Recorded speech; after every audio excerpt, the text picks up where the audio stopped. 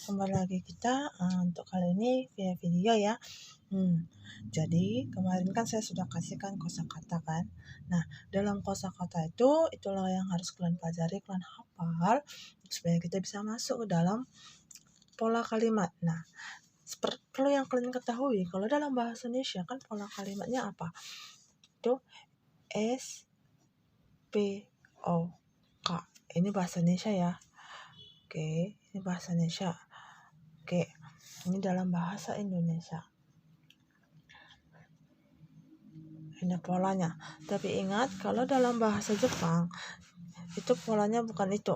Polanya adalah S, K, O, P. Itu dalam bahasa Jepang. Ini yang kita pakai sekarang. Oke, ini polanya. Oke, nah, bagaimana struktur kalimatnya? Nah, yang kita perlu pelajarin, yang pertama itu adalah partikel. Partikel wa. Iya, ini memang diambil dari huruf H, tapi kalau fungsinya sebagai partikel, dia dibaca wa. Ya, ingat ya. Dia fungsinya kalau dia partikel, dia wa. Jadi bukan dibaca H, tapi di luar dari partikel, dia tetap dibaca H. Oke. Sampai sini bisa. Nah, apa arti partikel ini? Partikel ini artinya adalah. Ya, mungkin kalau dalam bahasa Inggris seperti yang kalian pelajari itu adalah to be, is MR. Ini adalah. Jadi posisinya sama seperti to be. Setelah subjek. Jadi setelah subjek ada wa. Baru yang menjadi keterangannya. Dan diakhiri dengan des. Oke, diakhiri dengan des. Ini untuk kalimat positif. Oke, ini untuk kalimat positif. Saya sampai sini. Nah, ini keterangan subjek wa, berarti di sini itu seperti to be fungsinya. Yaitu is, adalah, am, are, gitu ya. Contohnya seperti ini. Misalnya saya adalah seorang dokter misalnya. Seperti catatan kalian. Ya udah, ini sebagai subjek berarti adalah wa. Dokter apa seorang dokter? Isya. Berarti kita bisa bilang ini keterangannya. Berarti watashi. Saya adalah watashi. Baru wa dokter Isya desu. Oke. Watashi wa Isya desu. Oke, atau contoh kedua misalnya. Saya adalah seorang guru misalnya.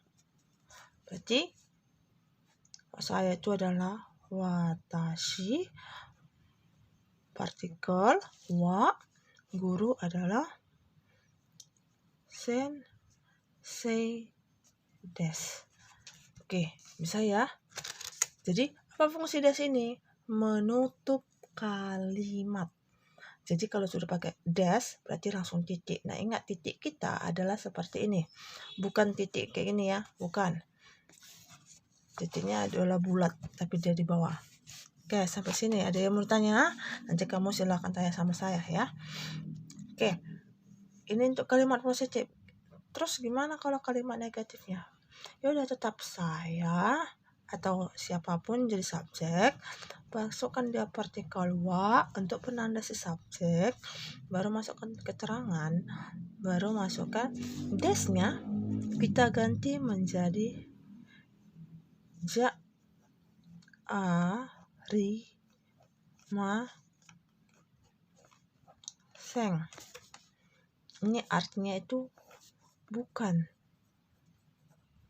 atau tidak. Tapi harus ada ininya. Nggak bisa berdiri sendiri dia. Oke, dia artinya bukan atau tidak. Baru kita buat titik. Contohnya kayak mana? Misalnya kalau di sini adalah saya adalah seorang dokter, maka di sini kita buat kalimatnya contohnya saya adalah bukan seorang dokter misalnya. Ya, berarti watashi wa bukan seorang dokter. Nah, kalau udah seperti ininya duluan kan, keterangannya dulu baru jaarimasen. Berarti keterangannya apa? Dokter tadi. Ya udah, isha baru masukkan jaarimasen. Jaarimasen. Oke, bisa ya? Oke, contoh yang kedua, saya adalah seorang guru di sini. Berarti kita buat saya adalah bukan seorang guru misalnya. Berarti kita bisa buat watashi wa bukan seorang guru apa? Sensei. Kayak tadi kan keterangan duluan baru masukkan jaarimasen.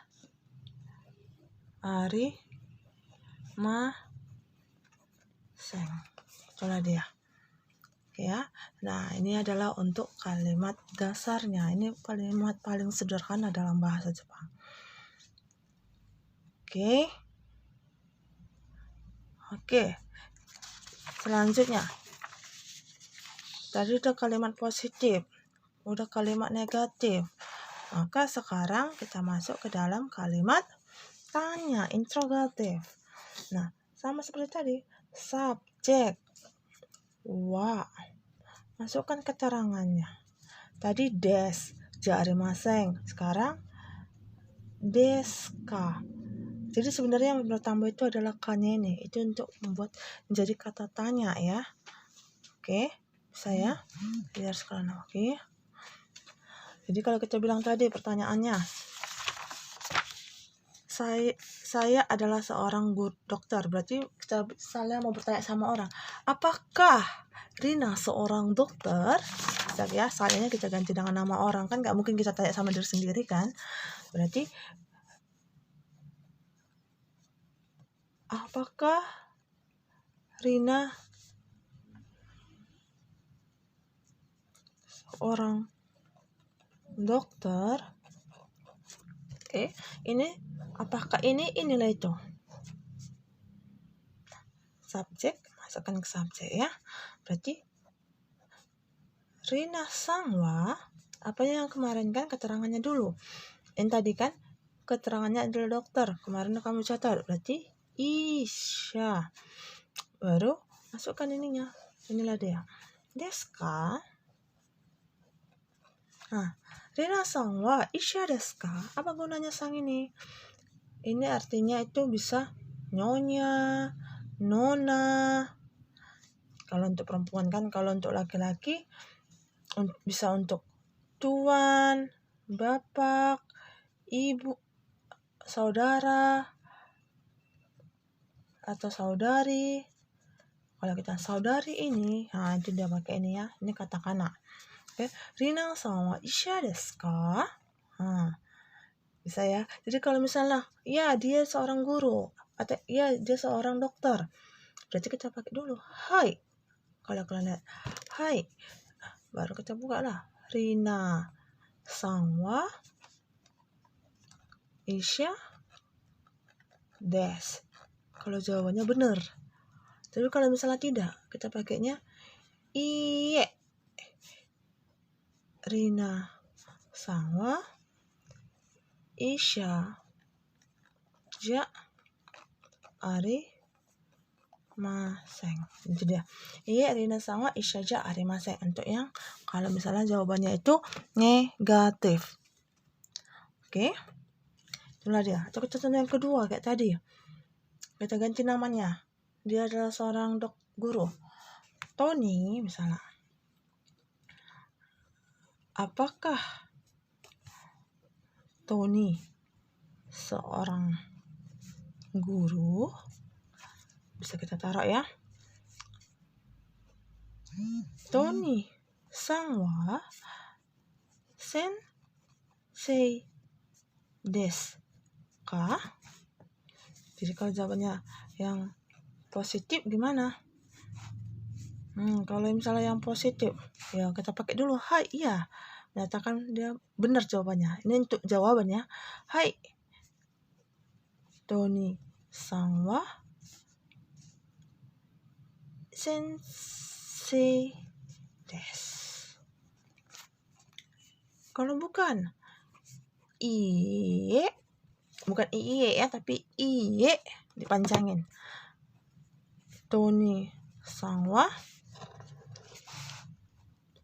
sensei ja arimasen. Oke, begitulah. Sampai sini, jika kalian mau bertanya, silakan tanya langsung ya. Kita konfirmasinya langsung ke WA aja, karena biar lebih enak kita ngobrolnya ya. Nanti kalau ada yang kurang paham, tanya aja via WA. Oke, sekianlah untuk kalimat dasar dalam bahasa Jepang dengan menggunakan partikel wa. Oke, kita gunakan partikel wa di sini ya. Ini wa. Ini wa juga. Ini adalah pattern 1, pattern 2, pattern 3. Itu rumus-rumusnya ya. Oke, inilah kamu catat, kamu pahami. Jika ada yang kurang dipahami, silakan tanya sama saya. Oke, sekian materi hari ini. Terima kasih. Shalom.